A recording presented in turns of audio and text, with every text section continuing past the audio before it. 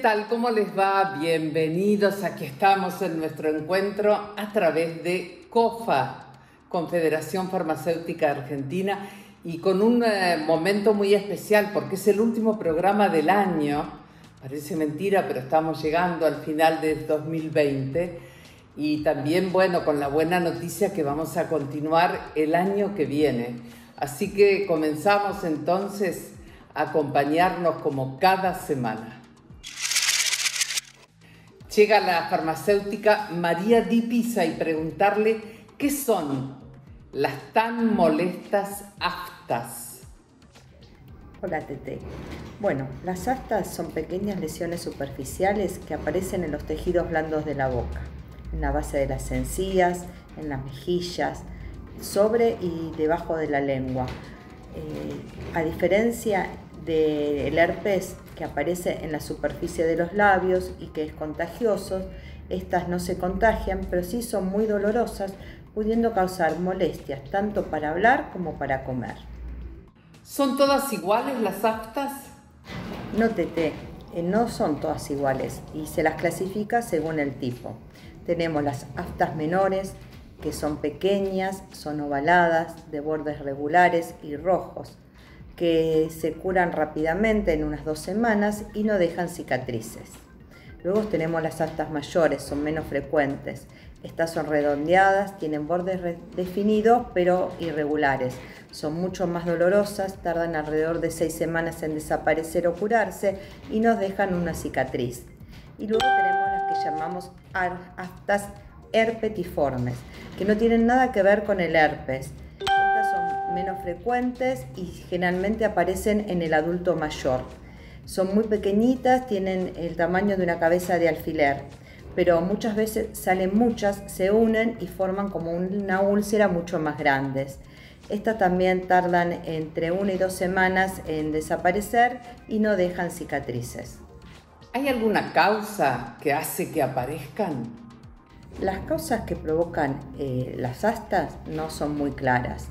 Generalmente se deben a diversos factores, como por ejemplo un cepillado de los dientes excesivo o con un cepillo muy duro. También puede deberse a accidentes deportivos, a morderse las mejillas. Muchas veces es provocado por la sensibilidad que tenemos a determinados alimentos como el chocolate, café, frutilla, el ananá, frutas secas, alimentos que son picantes o ácidos.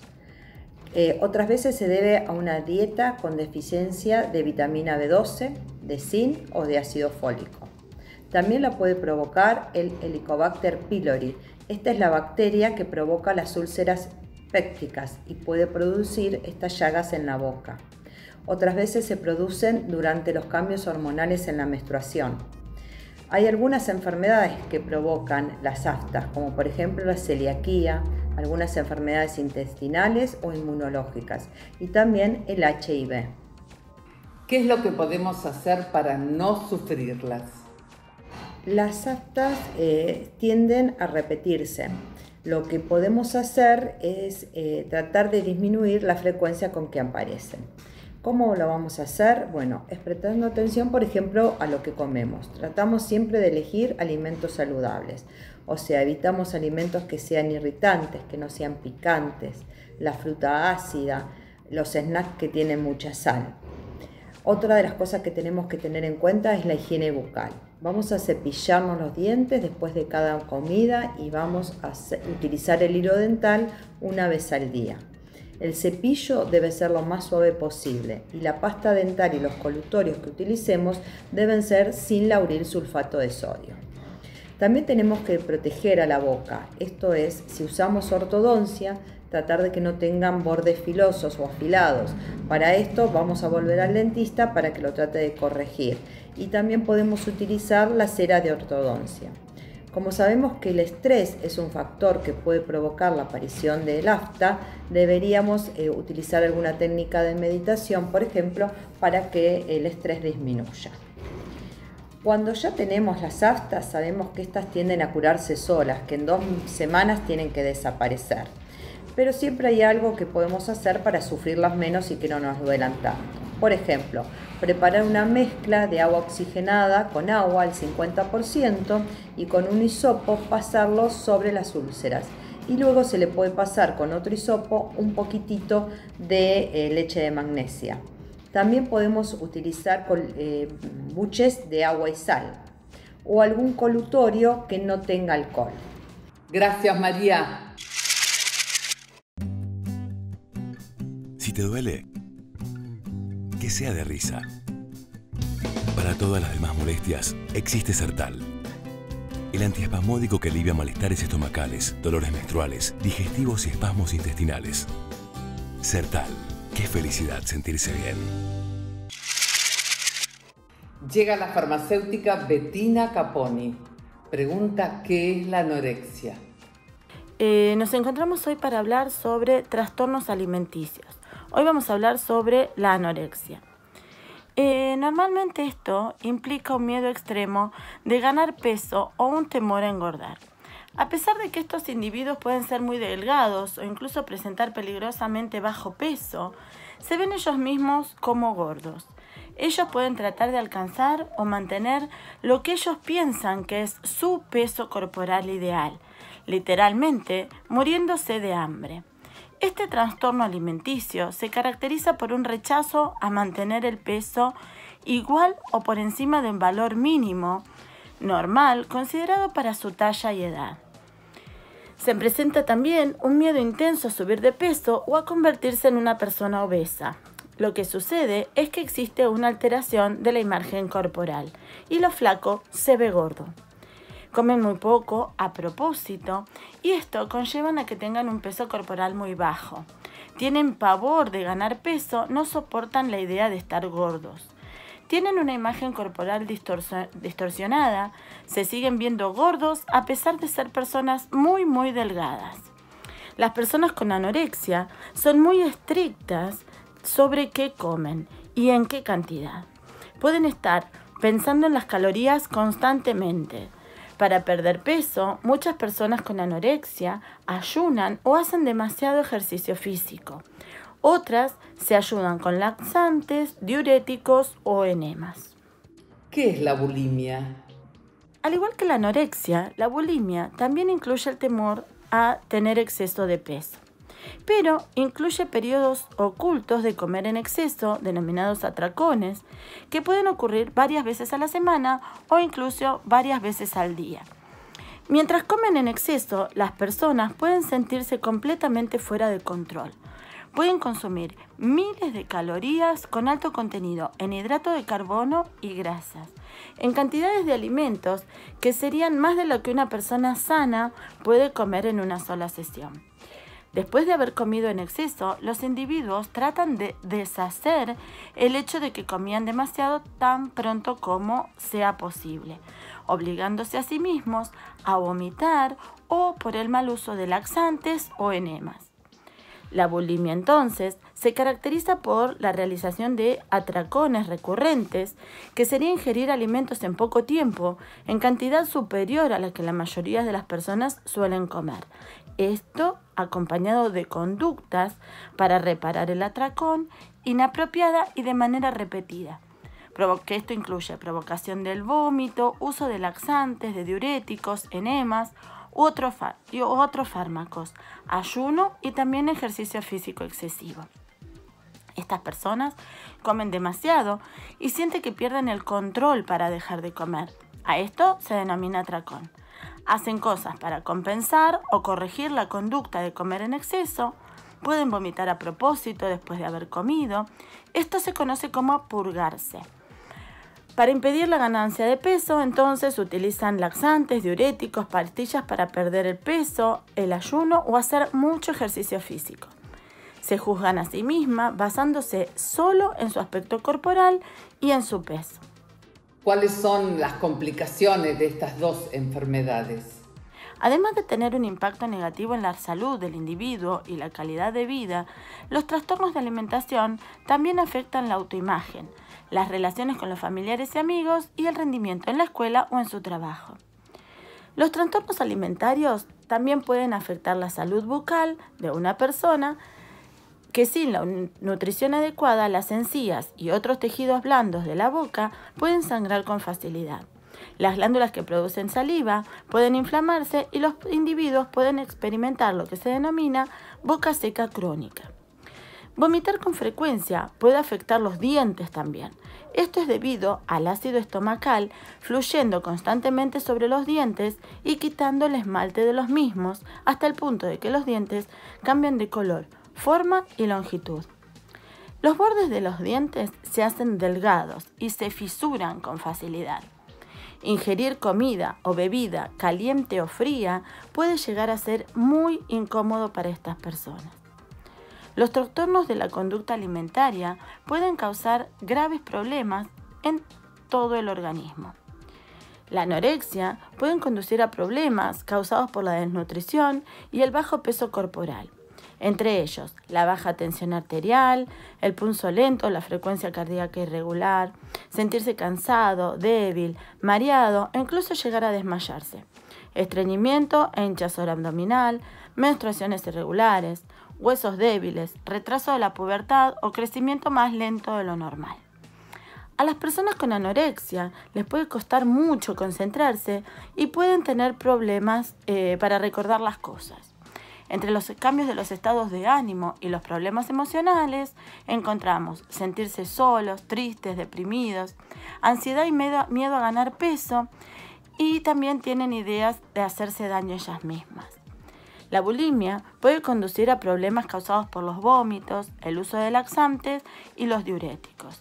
Entre ellos también encontramos la baja tensión arterial, la frecuencia cardíaca irregular, sentirse cansado, débil, mareado y llegar a desmayarse, sangre en los vómitos y en las heces, erosión y caries dentales, hinchazón de las mejillas debido a la inflamación de las glándulas salivares.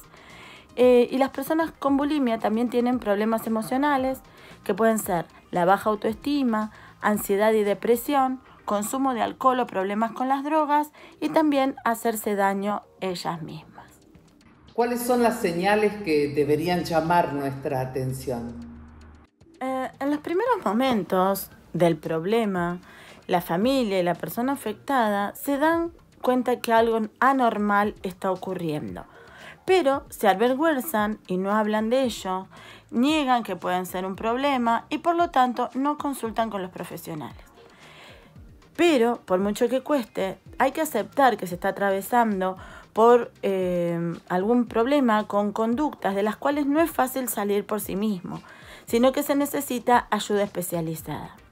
Entre los indicadores tempranos de que algo está ocurriendo, encontramos el aumento importante de la actividad física y disminución de las horas que se dedican a dormir, alteración en los horarios de las comidas, alimentación a base de dietas estrictas, rechazo a las comidas, atracones repetidos, incontrolados y secretos, consumo de laxantes, diuréticos y píldoras adelgazantes, tendencia a estar solo, lejos de las amistades y ocupar su tiempo en actividades que no favorecen el contacto social, preocupación excesiva por la imagen y por lo que puedan pensar los demás sobre sí mismo. Síntomas físicos como vómitos, ausencia de menstruación o pérdida significativa de peso. ¿Y cómo se puede ayudar a una persona que sufre estos trastornos? En la actualidad, la denominada era de la imagen, el cuerpo y las apariencias físicas son ejes fundamentales que atraviesan nuestros hábitos y conductas. Con el fuerte peso social y cultural que se ha construido sobre la idea de la belleza, es muy notable que esta idea viene acompañada con los conceptos de delgadez, bajo peso extremo, cuerpos ideales y figuras hegemónicas. Estos son conceptos que, por un lado, van en contra de las buenas prácticas alimentarias y llevan a conductas que atentan contra nuestra salud y bienestar físico.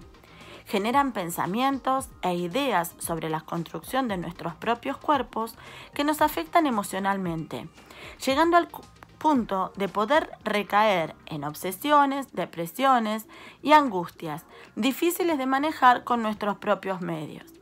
La autoestima entra en juego y dejamos de valorarnos por nuestras propias cualidades y formas de ser. Ante esta realidad, es importante desvincular la idea impuesta de delgadez igual a cuerpo saludable. Un cuerpo sano no implica un cuerpo delgado, sino que es sano aquel cuerpo que cuenta con una alimentación equilibrada, variada y nutritiva. Aspirar a tener los cuerpos ideales que se promocionan pueden recurrir a pensamientos distorsionados y deformados del significado de la belleza y conducen a este tipo de desórdenes alimenticios de los que estuvimos hablando. Un problema que ha ido aumentando en estos últimos años de manera alarmante entre las jóvenes, especialmente entre 15 y 24 años, donde cada caso es singular y requiere su propia consulta con profesionales. Si creemos que algo de esto le está pasando a algún miembro de nuestro entorno, lo mejor es hablarlo con un profesional de la salud. Cuanto antes se comience a tratar, menores serán los riesgos en la salud de la persona afectada. Gracias, Bettina. Por la pandemia y los cuidados que tomamos, este año no recibimos en planta visitas. Por eso, decidimos desarrollar nuestro primer programa educativo virtual, las visitas virtuales a La Serenísima. Llega la farmacéutica María Laura García y la primera pregunta es: ¿qué es el Alzheimer? Hola Tete, buenas noches. Muchas gracias por volverme a invitar al programa, es un placer. Si vamos a hablar de Alzheimer, antes tenemos que hablar del cerebro. El cerebro es el principal órgano del sistema nervioso central. Es el que se encarga de controlar y regular la mayoría de las funciones del cuerpo humano. Es una estructura compleja, con más de 1 billón de neuronas interconectadas entre sí. Cuando el Alzheimer se hace presente, estas neuronas son las que están en déficit. Las neuronas sufren una muerte por diferentes causas y también el cerebro es el que pierde su estructura. El Alzheimer lo tienen aproximadamente 1 millón de argentinos. Es una enfermedad de alta prevalencia a nivel mundial y generalmente se da en mayor proporción de mujeres que en hombres. Si bien cuando aparecen los síntomas se diagnostica al paciente, pero esta enfermedad ha tenido un curso a veces hasta 20 años antes de su diagnóstico, porque es la pérdida progresiva. Cuando el cerebro pierde cantidad de neuronas, pierde volumen y pierde peso. Y a su vez, otra de las causas es que el cerebro tiene una proteína para su funcionamiento normal, que a lo largo de la vida se va generando y metabolizando para su desaparición, que en la presencia de Alzheimer esta proteína queda acumulada. Es una proteína amiloide que se acumula entre los espacios entre neurona y neurona y hacen que la conexión falle. Otra cosa para decir es que el ser humano va a tener un proceso para controlar sus recuerdos, que es la mayor manifestación en el Alzheimer, la pérdida de la memoria. Estos recuerdos van a formarse mediante un mecanismo de que el ser humano recibe del entorno o del exterior por medio de los sentidos, ya sea la vista, el olfato, el oído, el tacto, los estímulos. Estos van a entrar por la corteza cerebral, se van a procesar en el órgano interno del cerebro y se va a crear el recuerdo. Cuando esta comunicación no es posible que se haga, ese recuerdo no va a quedar acumulado y la persona va a estar falta de memoria. Generalmente lo que se ve es una falta de memoria de corto plazo. La persona no pierde los recuerdos anteriores, pierde los recuerdos del día a día. Otra causa que también se ve en el aspecto bioquímico es la disminución de la acetilcolina, que es el neurotransmisor que facilita la interconexión de las neuronas. ¿Cuáles son los síntomas y las señales de alarma ante los cuales debemos estar atentos? Los síntomas del Alzheimer van a ser diferentes de acuerdo al estadio en que esté la enfermedad. Recordad que como todas las enfermedades de este tipo, en general hay que consultar tempranamente, como para ir tratando de hacer el tratamiento y que los síntomas más graves no aparezcan. Cuando se trata de un estadio temprano o de un Alzheimer leve, El paciente tendrá cambios en la memoria, no recordar hechos recientes, información que recientemente aprendió se le ve olvidada. También dificultad para resolver algunos problemas matemáticos o para seguir una receta. También puede haber dificultades para relacionarse con las personas en el trabajo, en el hogar, con discusiones sencillas de no aceptar estas cosas de los olvidos. Lo importante es que si bien la persona puede no recordar dónde puso un objeto, tenga una persona en su hogar, si es que vive acompañada, que le tenga paciencia y que la contenga en esta situación. Y empezar a detectar estos síntomas y, si es necesario, hacer la consulta temprana a un neurólogo. Cuando hablamos de un Alzheimer en estadio medio o moderado, ya la persona tiene dificultades más serias, como no poder manipular objetos, como puede aparecer alguna incontinencia, la persona no recuerda de que debe concurrir al baño para hacer sus necesidades. Y cuando es un Alzheimer grave, la persona puede llegar a olvidar hasta cómo masticar y tragar, puede llegar a olvidar a cómo caminar y estar confinada ahora a una silla de ruedas. O sea, son ya síntomas que la persona pasa a ser dependiente de una persona que lo asista porque no puede valerse por sí misma. Son las funciones vitales ya las que se ven deterioradas, y en un fin de la enfermedad, y si bien a veces no es esta la causa de la muerte, sino alguna enfermedad que por la edad se puede asociar, el Alzheimer no permite la respiración, la digestión, no permite las funciones básicas que el cerebro le tiene que dar al organismo, y el paciente muere. ¿Cómo se diagnostica el Alzheimer? El médico encargado de hacer el diagnóstico de Alzheimer es el neurólogo, que la neurología es la especialidad encargada de analizar el cerebro y todas sus funciones. En la consulta médica completa se hará una historia clínica del paciente, se le harán unos test cognitivos donde el médico podrá interpretar si el paciente tiene fallas o no en su memoria o en su procesamiento de información. Hay un test específico que se llama Mini Mental Test. También se darán diagnóstico por imágenes, que es para complementar y poder dar un diagnóstico certero, que es mediante un escáner cerebral o una resonancia magnética nuclear de cerebro, donde ahí se podrá ver la estructura, se podrá ver el tamaño del mismo, se podrá ver si hay placas de proteínas, como hablamos anteriormente. Y la importancia de que el paciente vaya a la consulta acompañado, donde el médico podrá interactuar con su familiar o la persona a cargo que lo está acompañando y podrá hablar de aquellos problemas en el estado de ánimo o en las emociones del paciente. El paciente con Alzheimer también presenta apatía, altibajos emocionales, enojos constantes y recurrentes, a veces con causa y a veces con no causa. El asunto de exagerar un poco aquello que antes le parecía normal o aceptable. También aparecen como enfermedades asociadas al Alzheimer la depresión, donde el paciente descuida su aseo personal, donde el paciente descuida su alimentación. Y también la paranoia, que es muy particular de este tipo de demencia, y que es la paranoia, aquella situación donde el paciente se siente amenazado en cuanto a que la persona que era una persona querida le quiere quitar sus cosas, la quiere aventajar para dejarla en inferioridad de condición al enfermo. Entonces, todas estas cosas el paciente no las va a declarar en la consulta. Por eso, para un diagnóstico completo hay que acompañar a este paciente a hacer la consulta con el neurólogo. Gracias, María Laura.